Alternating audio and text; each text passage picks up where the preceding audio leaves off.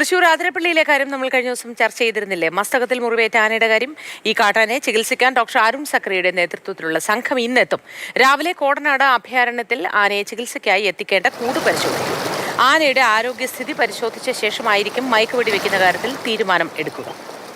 MS Lishoy വിശദാംശങ്ങളുമായി ചേരുന്നുണ്ട്. ലിഷോയ്, ദൗത്യം എങ്ങനെയാണ് പദ്ധതിയിട്ടിരിക്കുന്നത്?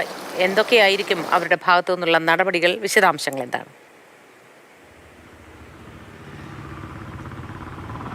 അതായത് ആദ്യഘട്ടത്തിൽ അരുൺ സക്രിയയും സംഘവും അഭയാരണ്യത്തിലെത്തി ആനയെ ഇവിടെ നിന്ന് മയക്കുവെടി വെച്ച് മാറ്റുകയാണെങ്കിൽ ആനയെ എത്തിക്കേണ്ട കൂടുണ്ട്, ചികിത്സ നൽകേണ്ടത് കൂടുണ്ട്.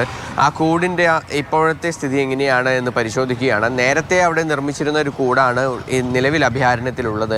ആ കൂടിന് ബലക്ഷയമുണ്ടോ, അല്ലെങ്കിൽ അത് ഇപ്പോൾ ഈ ആനയെ കൊണ്ടുപോവുകയാണെങ്കിൽ അതിനെ പാർപ്പിക്കാൻ കഴിയുന്ന തരത്തിലുള്ള ഒരു കൂടാണോ എന്നുൾപ്പെടെയുള്ള കാര്യങ്ങളൊക്കെ തന്നെയാണ് ഇന്ന് പ്രധാനമായും പരിശോധിക്കുക. അങ്ങനെയാണെങ്കിൽ അതേ കൂട്ടിലേക്ക് തന്നെയായിരിക്കും ആനയെ ഇവിടെ നിന്ന് മയക്കുവെടി വെച്ച് ഈ കുങ്കിയാനകളുടെ സഹായത്തോടെ ഒരുപക്ഷെ വാഹനത്തിൽ കയറ്റി ഈ ചികിത്സയ്ക്ക് വേണ്ടി അഭയാരണ്യത്തിലേക്ക് കൊണ്ടുപോകുക. പക്ഷേ അതേസമയം ഈ കൂടിന് ബലക്ഷയമുണ്ട്, ഈ കൂട്ടിൽ പാർപ്പിക്കാൻ കഴിയില്ല എന്നാണ് ഇതിൻ്റെ ഒരു വിലയിരുത്തൽ എങ്കിൽ വീണ്ടും കൂട് നിർമ്മിക്കേണ്ടി വരും.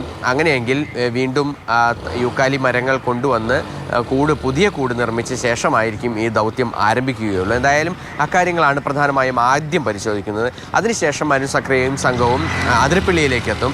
അതിരപ്പള്ളിയിലെത്തിയ ശേഷം ആനയുടെ ആരോഗ്യസ്ഥിതി എങ്ങനെയുണ്ടെന്ന് പരിശോധിക്കും. ആനയുടെ ആരോഗ്യസ്ഥിതി പരിശോധിച്ച് ഈ ദൗത്യം എന്ന് തുടങ്ങാൻ സാധിക്കും എന്നുൾപ്പെടെയുള്ള കാര്യങ്ങളൊക്കെ തന്നെ അതിനുശേഷമായിരിക്കും തീരുമാനിക്കുക. എന്തായാലും ആനയെ ചികിത്സിക്കണം, അതായത് ഈ മയക്കുവെടി വെച്ച് ഈ കൂട്ടിൽ ആക്കിയതിന് ശേഷം ചികിത്സിക്കാനാണ് ഇപ്പോഴത്തെ തീരുമാനം. കാരണം നേരത്തെ ഒരു തവണ മയക്കുവെടി വെച്ച് ചികിത്സിച്ച് വീണ്ടും അപ്പോൾ തന്നെ ഈ കാട്ടിലേക്ക് വിട്ടതിന് ശേഷം വീണ്ടും ആനയുടെ ആരോഗ്യസ്ഥിതി മോശമായിരുന്നു.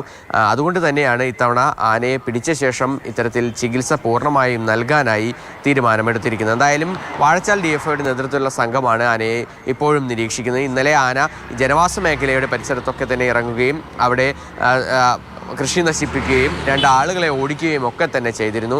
ആനയുടെ ആരോഗ്യത്തിൽ വലിയ കുഴപ്പം, അതായത് വളരെ അവശനല്ല എന്നുള്ളത് തന്നെയാണ് വനംവകുപ്പിൻ്റെ ഒരു നിരീക്ഷണം.